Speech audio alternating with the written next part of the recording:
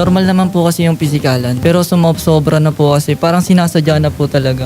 Yung kakampi ko naman po na nagsasalita, tinulak po ni Danggoy.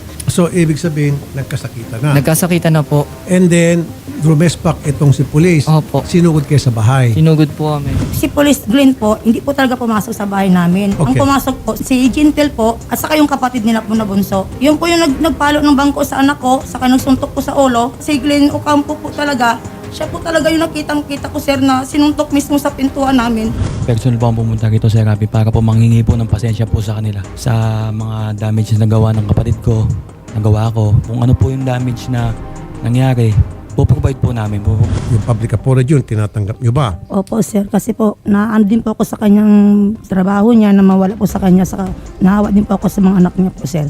Again, Nay, maraming salamat po, Nay, sa pagpunta rito at pagtiwala sa amin. At of course, Sarge, thank you sa pagpunta rito at pagpakumbaba at pag-issue ng public apology. Yes po. Mabuhay kayo lang.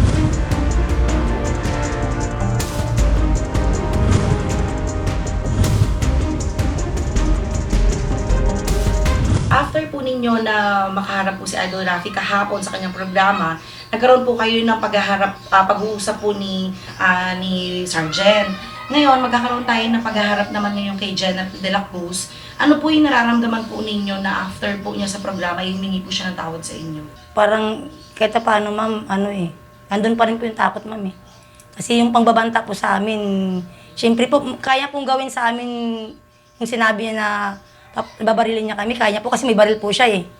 Yun po yung talagang pilit ko na nilapit kay Sir Rapi Tulfo na, kasi alam ko naman na si Sir Rapi Tulfo lang makakatulong sa amin, kasi po, di lang po naman po yung lumapit na po kami sa iba na sabi ko nga po, nababagalan po ako. Doon po ako nagpursige na nilapit kay Sir Rapi Tulfo na alam namin na siya lang po talaga makapagbigay sa amin. Pero nanghingi po siya ng sa amin, parang hindi ko maramdaman yung hingi ng tawad, eh. Parang hindi ko naramdaman na sincere po siya. Kaya nandun pa rin po yung kaba sa akin na anytime mababalikan niya po kami. Pagkatapos po ba ng programa, meron pong nakapag-communicate or pumunta po sa grupo po ni police dito sa inyo? Wala po, ma'am. Wala, hindi man lang sila nang lumapit sa amin na kung sincere ang yung panghingi ng pasensya, hindi sila lumapit sa amin kahit minsan. Paano nyo, ma'am, nalaman yung insidente? Nasaan ba kayo nung sumugod po dito? Dito lang po sa bahay ng pamangkin ko. Yan po may bintana matatanaw. Kaya ang pagkakaalam ko, ma'am, mga laga ko lang po nandito na nagharutan. Pero nung sumilip po, sabi nila, Ate Lizel, sabi niya sa akin, nagkakagulo na po sa inyo, sabi niya ng ganun. Marami pong tao pumunta sa inyo, te. Akala nga po nila, yung pulis na, mga pulis po kasi malalaking tao.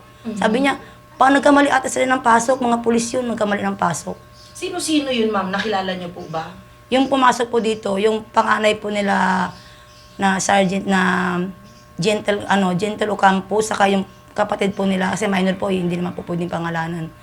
Yung bunso po nilang kapatid yun. So mga kamag-anak din po ni Opo, Sergeant yung Ocampo? pinsan po nila, yung isa po doon na running po, police din po yung graduating din po ng police na sa Mga labas po. naka-uniform po ba sila? Hindi po, ma'am, civilian po lahat. Personal niyo po ba si Sergeant Ocampo na kilala dito sa barangay ninyo? Hindi po, ang kilala po kasi siya sa Parayaw na Tula. Tula po ang niya, itawag sa kanya. Pero nung time po na nalaman ninyo na nakaaway po ng anak ninyo at ng kaibigan po niya, yung kapatid ni Sergeant Ocampo, paano po nila kinuwento sa inyo? Or nabigla na lang po ba kayo dahil sinugod kayo dito? Kasi po sila, ma'am, hindi naman po sila mahilig magkwento about sa mga ganyan-ganyan, eh. Kasi part po kasi ng basketball po yun, ma'am, eh. Kasi doon pa lang po nagsurya na, eh. Part ng basketball yun. Pagdating po dito, nagulat po ako bakit po nagkakagulo sa loob ng bahay. Tapos nagkisigawan na po, nag-hysterical na po yung mga anak ko kasi po nasaktan na po sila. Sabi nila, bakit po nandito po kayo, trespassing po kayo sa bahay namin. Kasi kunting tulak lang po ng pinto, mabubukas po, eh. Tapos yung anak kong babae, nagsisigaw na po, namiiyak na may mga dugo na po sila sa paa, sa kamay, may mga dugo na po. Bakit po naggalat yung dugo? Saan nanggaling? Hindi ko po alam kung simple, hindi naman nila masabi kung saan sila nasugat. Ito yun sa ilong ko. Sa ilong ko yun. Yung pananakit. Yung sa kanya, may isa anak ko dito may hiwa. Tapos yung isa ko dito sa kamay. Ano po yung mga natamo po ng anak po ninyo tsaka ng kaibigan? Yung may palo, yung anak ko ito, may palo dito sa likod ng bangko. Tapos may bukol po dito yung isa. Tapos saan pa yung sugat mo, kuya? Pag dito ata. Yung pagpalo ba yung o gasgas yung dito niya. Pati paa niya po, itong paa po napuruan. Paano ma'am nagtapos yung pagwawala po nila dito sa bahay po? Nung ano na po, nung napuno na po kasi itong kanto, ma'am eh. Napuno na ng tao. Doon na po sila nagpulasan. Nung lumabas na po yung dalang kapatid, lumabas na po sila. Ano pong sinabi po ninyo kina Sergeant Ocampo? Mga anak ko po yan, bakit po sir, ano po bang, anong nangyari po? Nasisigaw-sigaw. Hindi ka po kasi maririnig kahit anong sigaw po, ma'am eh. Kasi marami na po nagisigaw, marami na po mga bungang, may maririnig mong boses. Doon na po sila umalis. Tapos sinahata ko na po silang dalawa, napupunta po kami ng C3.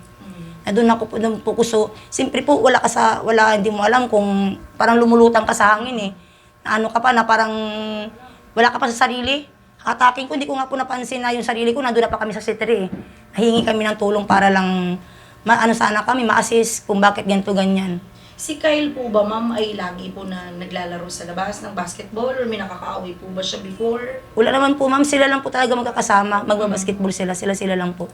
Pero nung mga time po na yon, nung nakausap niyo po si Ocampo dito at saka yung side po niya, ano po yung sinasabi po nila sa inyo? Ano yung pagbabanta? Yung pagbabanta po kasi sumisigaw po sila, babarilin ko kayo dyan sa loob, gusto nyo. Sabi ng ganyan, ubusin ko kayo dyan, pamarilin ko kayo. Tapos may nagbitaw pa nga ng sa kanya, sir, wag naman po sir, mga minor po yan. Wag naman Lasing po kayong po ba ganyan. siya, ma'am? Nakainom po siya, mami. Hindi naman po yung lasing na lasing, amoy alak po siya, mami, nung time na yun. Kasi po kung lasing na lasing siya, rugi-rugi eh, pero hindi po eh. Ano pong naramdaman niyo nung time na nagkakagulo dito, ma'am? Parang ano po ma'am, hindi ko alam kung sino aakapin ko, pero inakap ko na po yung anak ko lalaki kasi kitang-kita ko po natumba siya eh. Yung anak kong dalawang babae, nagsisigaw-sigaw na. Siyempre sila, nasaktan na sila eh. Nasasabi sila, trespassing po mama, ano pong ginagawa nila. At least po yung nung time po na yun, pinapasalamat ko pa rin po na yung mister ko hindi po nagising. Baka siya po yung natamaan. Kung hindi nga natin alam kung nabaril ba o anong. Yun po yung pinapasalamat ko pa rin sa Panginoon na hindi po yung asawa ko bumaba. Hindi po siya nagising. Paano kayo nagkakilala nung kapatid ni Sergeant?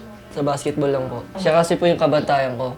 Dalawa po kami nagbabantayan sa ilalim. Yun. Simula, unang game pa lang po, mainit na po talaga siya. Kumbaga, naniniko na po talaga siya nun. So, doon yung pangalawang game na po, doon na po siya napikon. Siniko niya na po ako doon sa leeg ng malakas. Doon na po kami nagkagulo. Okay. So, yung pananakit doon, nagrambulan kayo, no? Paano nagtapos naman yung away ninyo? Yung asawa niya po nangingi po ng pasensya sa amin. Tapos, Okay. nangingi po sa kanya ng pasensya. Tapos, ayun po, sabi na, okay na. Tapos, umalis na kami. Nagod na lang po kami, pag uwi namin dito, mga alas 7 po ng gabi, pumunta po yung mag-anak. Anong sinabi sa inyo ng Hindi, police dito? nag-usap kami po yung nag-usap, dalawa po kami. Pinipilit niya pong ituro ko yung mga kasama ko. Kasi ang sabi ko po nun, nagkalasa na po kami nun. Hindi na po namin alam kung nasan siya. Pero pinipilit niya po akong lumabas. Nakiramdam po kasi ako nung pag lumabas ako ng bahay. Bubugbugin nila akong, ang dami po nila nun eh. Doon po ako bubugbugin nun. Kaya pinasok na lang po ako sa loob. After nung mangyari yung incident na yun, paano kayo lumalabas? Or may takot ba sa inyo? Nandito lang po kami sa bahay. Babalik naman po. Kasi ilang beses na po kasi silang bumabalik, pabalik-balik po sila eh. Nakapag-usap pa ba kayo ng kapatid niya? Or nagkita pa ba kayo after mangyari? Eh si Sergeant, anong sinasabi sa inyo? Hindi na po kami nagkita doon eh. Kung nakita po namin doon sa barangay po. Opo. Pero may actions ba na may pagbabanta pa sa inyo? Or nakakatanggap kayo ng balita na galit sa inyo yung police? Dito, bumababa sila ng bumababa dito. Ilang beses na po silang bumababa. Gaya niyan, ma'am, syempre mga minor po itong anak po ninyo, no? Ano yung naging result nung unang pagharap ninyo sa barangay? Wala pa rin mami, wala pang nakikita kong resulta eh. Kasi kung ano nangyari noon, parang ganun pa rin eh. Kasi takot sila, isipin mo nga, halos pag may bubukas lang ng pinto eh, sasabihin muna, may kakatok. Tingnan niyo muna, baka ibang tao yan, tingnan niyo muna. Parang may phobia sila, ma'am. Di katulad po noon na bubuksan ng kaagad kahit hindi tatanungin. Nagkakaroon na po sila ng takot. Pero gaya niyan, ma'am, may pag-usap tayo sa barangay, no? And pagharap din kay General. Ano po yung gusto po ninyong mangyari talaga? Ang una-una po talaga nun, ma'am, yung wala po akong hinahangad pira o ma'am. Yung gusto ko po yung pinupusasan sa sarapan ko. Kung paano kasi niya sinuntok yung anak ko, kung paano sinaktan yung mga bata. Yung po talaga yung talagang pinupursige ko sa sarili ko na lumapit sa kung sino man makatulong sa amin na pinupusasan po talaga sa sarapan ko, ma'am. Kasi po alam niya po yung batas, ma'am, kung tutuusin. Sinabi ko na po sa kanya sa barangay na dapat, sir, dinaan niyo po kami kasi kahit sino po harapin ko, sir, kung pinatawag niyo po sana kami. Kasi minor po yan, sir eh. Kayo po ang una-una nakakaalam, pulis po kayo. Kayo po ang una nakakaalam sa batas. Kami po, lang po, kasi civilian lang po kami, sir eh. Susunod po kami sa inyo kung ano sasabihin niyo sa amin. At saka yun, mga minor pong anak namin, ano po ba, kahit takutin niyo po, matatakot po yan eh. Yun po yung concern ko sa kanya, dapat kahit ano, pinatawag niya kami, ma'am. Pupunta po kami, ma'am, kahit anong oras. Kahit ating gabi po. Wala naman po akong, kahit ang patawag sa akin, ma'am, lumalapit po ako kahit saan. Yung hindi ko matanggap na, yung nakikita mo yung anak mo na napapahiga, kakasuntok, hindi mo mapapatanggol. Kasi Natakot po kayo yung oras na yun. Kasi malalaki po sila, ma'am. Sobrang laki sila. Kaya hanggang ngayon, sa bilang isang nanay, 5 anak ko, hindi mo mawala sa isip mo na mag-alala ka. Kasi mayaman sila, may pira sila, ma'am. Hindi pwede sila mag-utos ng tao. Binata ang anak ko. Pulis sila, kaya nilang taniman o ano, gagawin nilang masama para makaganti sila sa amin eh. Yun yung concern ko. Kasi kami, mababang tao lang kami. Wala kaming kakayanan na maganyan. Sila mayroon. Pinupursige ko talaga na gusto ko pusasan sa harapan ko. Kasi kung sincere sila, ma'am, noong una pa lang nasa barangay kami, lumapit sila sa amin, ma'am, nagpingin sila ng sorry, hindi matigas po sila, ma'am. Sobrang tigas. Kahit ganun na po yung nangyari sa mga anak ko, sugatan ha. Ano pong naramdaman ninyo, ma'am, na yung nag-sorry siya kahapon? Wala po ako dun ano sa sorry niya. Hindi po. Bakit, ma'am? Eh kahit nga, parang pilit lang po ang anak po. Parang inano lang po sa ni Sarah Happy na parang ganun eh. Para maghingi lang siya ng sorry. Pero pinagdidiinan, kahit sa barangay po, ma'am, pinagdidiinan niya na hindi siya manghingi ng sorry. So ano magiging consequence, ma'am? Kung hindi niyo po ma-feel na yung sinseridad niya, hindi siya makapaghingi ng tawad mamaya, ano pong plano po ninyo? Tutuloy ko po, ma'am. Tutuloy ko po talaga. Kung nakikitaan ko pa na hindi po talaga sa sincere na parang maangas pa rin po. Wala po akong ano, tutuloy ko po talaga, ma'am. Gusto ko po kasi na ganun, ipapakita ko sa mga anak ko na pinaglalaban ko sila. Sana, sir, magbilang leksyon na po sa inyo ito, sir. Bilang isang pulis na hindi lang po sa amin, na sana po hindi po maulit sa ibang bata. Kasi po, bilang sa akin nga po, sa side ko pa nga lang po eh, na nakakaawa po kasi mga minor, hindi po nila may paglaban yung sarili nila. Sa laking tao nyo po, malalaki po sila, ma'am. Isang ano nyo lang sa anak ko, wala na yun. Yun lang po, ma'am. Kung hindi kayo sincere na manghingi sa akin, sir, ng sorry, na hindi ko nakikitaan, itutuloy ko po yung kaso. Manghingi ako ng pasensya sa nakakaaway namin na si Gerald. Gerald, pasensya na. Nagkainitan lang talaga tayo noon. Kumbaga, hindi naman natin inaasahan na mag-aaway tayo. Yung ano po, yung sa pangyayari po doon sa basketball, nanghingi po ako ng pasensya kasi mali po kami doon. Pero yung sana po sa police po, sana po yung hindi po mangyayari ulit sa ibang tao po yung ginagawa niya. Pwede kwento niyo sa amin kung paano sumugod sila Sergeant Ocampo dito sa bahay niyo? Unang-una po, kinausap niya po muna ako noon. Pinipilit niya po ako lumabas, ituro ko daw po yung mga kasama ko. Hindi po ako lumabas noon kasi alam kong paglabas ko po noon, babanatan na po talaga ako nila. Then bigla po silang sumugod, papasok po ng bahay nila Toto. Then doon na po kami binanatan sa loob ng bahay po. Tapos ito naman pong si Toto, bumaba.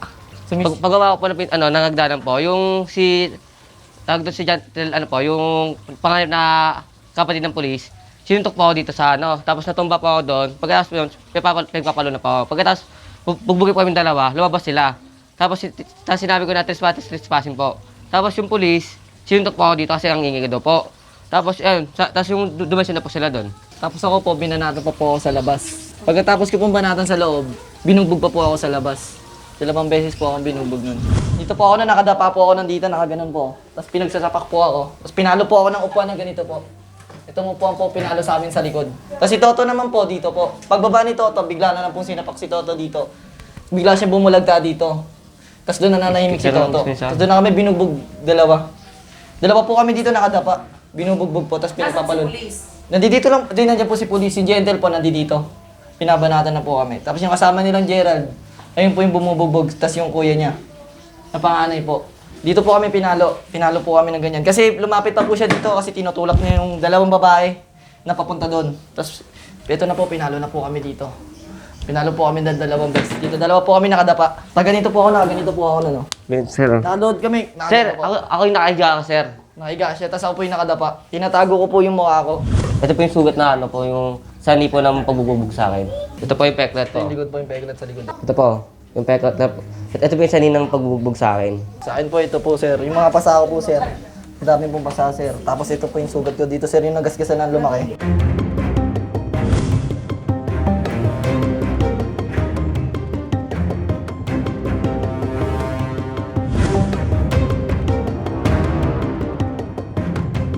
So ngayon, ini-refer namin ang pamilya ng mga complainant doon sa ating Women's and Police Children's Desk ng Caloocan. Sila yung merong jurisdiction over the case. Corporal Pascua, she will be handling the case and para merong mag-oversee nung ano na itong mga bata. As on the side naman ng ating kay Sergeant Glenn, despite yung pag-amin niya kahapon, and since hindi naman sila nagkaano, that still remains na yung ating sanction for his relief from DHSU will continue and under DPS siya. We have already cost for the turnover ng service firearm niya while pending yung investigation so that panatag yung kalooban ng ating mga biktima. So yun po ang aming ang commitment ko sa inyo, yung may gagampanan ninyo yung mga karapatan o ma-avail ninyo yung mga karapatan under the law without being harassed doon sa pag-exercise nyo ng karapatan nyo na yan. We will assist you along the way, every step of the way, para makuha nyo yung hustisya na hinihingi ninyo. Yun lang po ang aking at since sabi ko nga sayang at I was actually excited to have this parties meet and then kako ma-settle.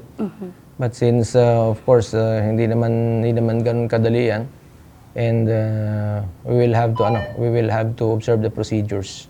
So yun lang muna ang aking yun lang po muna may kukomit ng Northern Police District dito sa usapin na ito. And I'm also tasking please coordinate with the Chief of Police of Caloocan to supervise the investigation of this case. Our deputy for the District Investigation and Detection Division will coordinate with Caloocan CPS para maalalayan itong mga complainant. Sana po ay katanggap-tanggap sa inyo yung munting kaya naming i-offer. Alam niyo po ito is dadaan pa rin naman dadaan pa rin ito sa proseso. So hindi naman natin agad-agad na huhusgahan itong si Glenn. Bagamat ito'y kasama natin sa trabaho, we will make sure na yung karapatan at kaligtasan ninyo ay tutugunan. Ikaw, ma'am, ano po yung decision po ninyo? Tuloy po namin po talaga, ma'am. Yun na po kasi yung napadesisyon na ng 3 anak ko saka yung kasama ko na lalaki, na bata din, minor din po. Kung ako po, makakapagod po kasi ganito, ma'am eh. Pero sa pakiusap po nilang 4, natulungan ko sila na mabigyan man lang sana sila ng hustisya sa ginawa sa kanila. Sabi ko, sige, hanggat makakaya ko, gagawin ko para sa inyo. Once na uurong po nila yung demanda, yung assurance po ba na yung seguridad po nila since syempre nagkaroon po ng commotion that time. Yun lang din po kasi yung wino-worry nila. Pero yung decision po nila na magpa-file po ng demanda ay sa kanila na rin po yun. Yes. Sayang nga lang at hindi natin matutupad yung adhikain ng ating butihing senador na mapag-ayos ang mga partido. But nonetheless, meron naman ho tayong available na mga remedies under the law. And ayan, andito po ang ating legal officer. So kung hihingi kayo ng advice, we can offer these services po parang legal ng ating Northern Police District.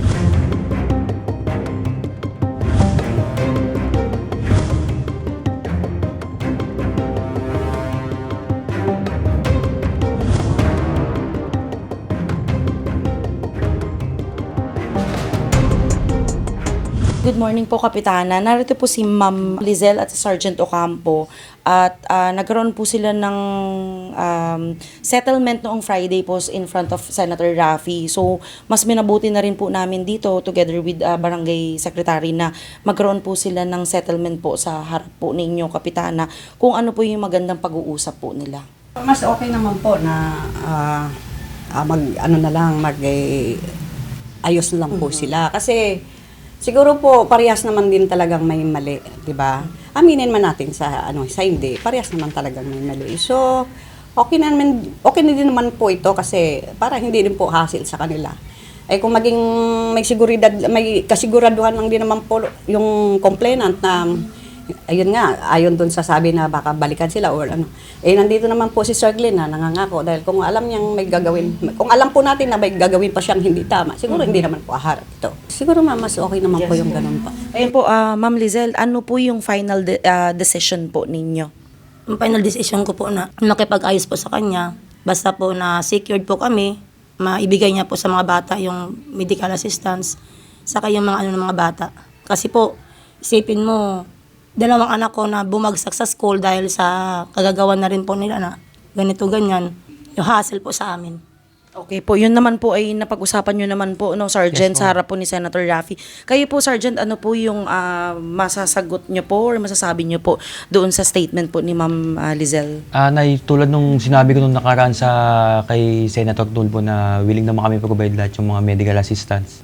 Gagawin na po namin yun, ma'am. Tsaka yung ano nyo po, ma'am, kaligtasan nyo po na hindi ako babalik, ma'am. Hindi po mangyari, ma'am.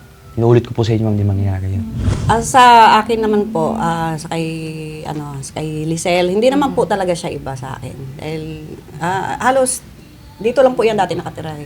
So sa akin naman, Sel, dahil yung sa anak mo, siguro talagang lagi na natin talagang tutukan din yan kasi hindi ko naman sa inaano na hindi siya nagsisimula ng gulo pero napapasabak siya, napapasama siya. Siguro gabayan talaga na hindi na maulit to kasi parang hindi lang naman nangyari to, boy, di ba? Si Sir Glenn naman kasi, first time ko lang din naman kasi taga Barangay 111 po siya, ma'am. So, yung pamilya niya, yung kapatid niya nandyan. So, about naman sa kapatid niya na nasa nabugbog or nasangkot dito, is first time ko lang din naman narinig at nakita dito sa barangay. Kaya, siguro, yun na nga lang, dito naman si Sir Glenn. Willing naman po magbigay kung anong pangangailangan ng ano. So, about naman doon sa mga anak mo, Sel, sa pamangkin mo, siguro makipagtulungan na lang din tayo sa teacher dahil paliwanag na lang din natin para matulungan din sila na magtuloy-tuloy yung pagpasok nila, yung ano nila. Kasi sayang din naman matatapos na yung taon. Maraming salamat po, Chairwoman, sa pag-mediate po sa amin ngayon. Okay ka na, Ma'am Lizelle? Meron ka pa po gustong ihabol? Okay na po yun, ma'am. Ay, ano ko lang sana na yung secured talaga namin. Yes, ma'am. Yes po, okay naman po yan kay Sergeant, nakausap na rin po namin. And wag po kayo magdalala, si Senator Raffy naman ang kumausap sa inyo at si General De La Cruz naman Yes, po ma'am. ay alam din naman po itong sitwasyon na to and especially kay Kapitana.